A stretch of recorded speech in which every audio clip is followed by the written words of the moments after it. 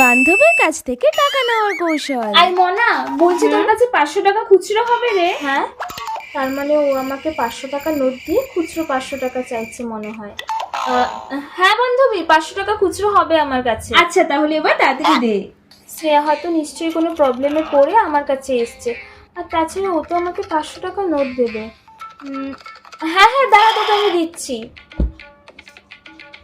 1 2 3 4 5, এই নে ধর 500 টাকা। দে।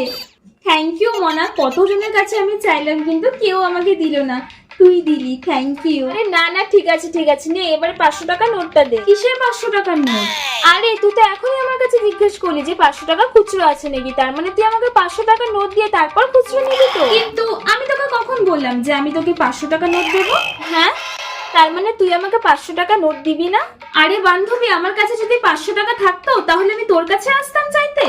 আরে তাহলে তো আমাকে সেটা বলবি যে তোর কাছে 500 টাকা ধার আছে নাকি, ওভাবে খুচরো চাইলি কেন? আরে আমি যদি এখন তোর কাছে 500 টাকা ধার চাইতাম তাহলে তো তুই আমাকে টাকাটা দিতি না, তাই তো এভাবে বললাম আর কি। ঠিক আছে বান্ধবী, আমি আসছি তাহলে।